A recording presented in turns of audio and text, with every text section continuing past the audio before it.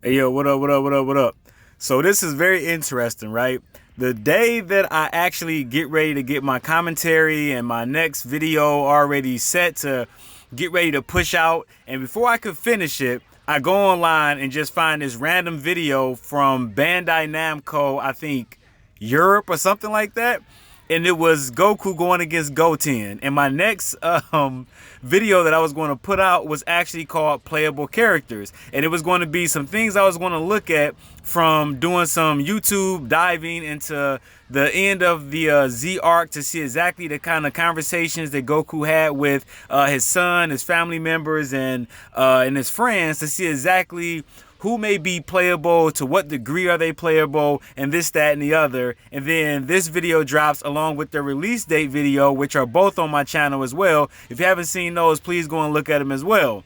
Now, getting into it. Now, one of the characters that I had on my list was Goten. He was right below Gohan. Now, I was actually excited because in the beginning, we see this exact same training session or sparring match going on between Goku and Goten. But the question that I had was it going to be a playable battle, or was it going to be a cutscene type of battle? And later on during the tournament, he's maxed up against Pan, and I was left with those same two questions. Now, at the time before this video was released, I was thinking, because of Goten's popularity, that the thing would make more sense for it to be a cutscene, or if it was a match that was playable, you can only fight against Goten. I don't see them giving us Goten to go against Goku when it's Goku's journey. So he's going to be in the game, just not as a playable character. That was my personal belief, and I still kind of hold to that. So just because he's here doesn't mean that it makes him playable. Now, the other person I was thinking about was Gohan. Now, he's seen in cutscenes, but I highly doubt that he's actually playable.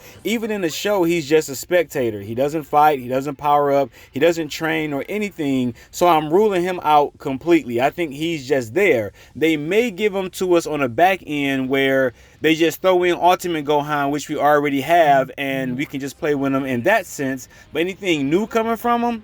Absolutely not. So he's not even someone on my radar. Now, moving on to Trunks. I'm going to go ahead and say no. Trunks is very idle during this saga. He's not, I mean, he has like one match, but there's nothing really to speak about.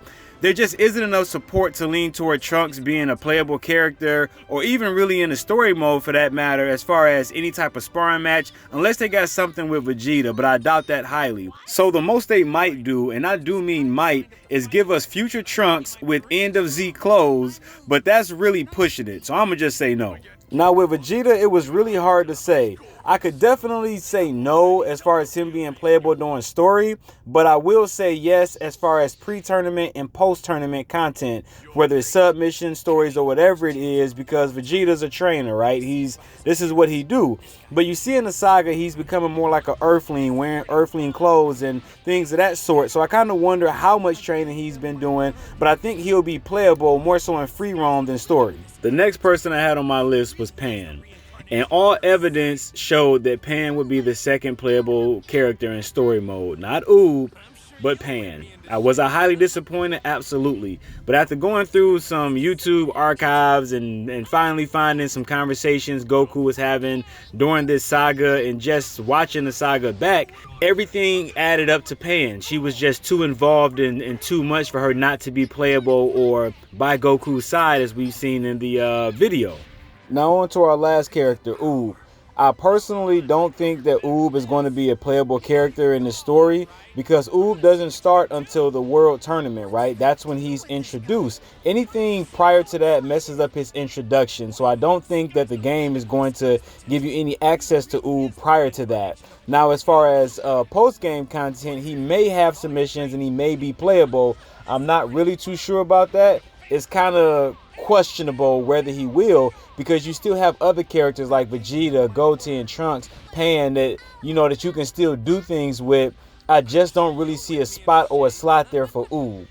Now we know that support characters will be in the game because we have Pan next to Goku in free roam, but the questions that we have as far as like Krillin, Yamcha, Tien, Chaozu, Kid, Goten, and Trunks, Piccolo for that matter, and Android 18, I don't think that majority of them are going to make it because they don't have the character design and they don't fight, so there was no need to really get them involved in this DLC. So if you enjoyed the video, hit that like button and consider subscribing to the channel. Drop a comment down below. I'm always interested to know what you guys think as well. And with that being said, I'm out.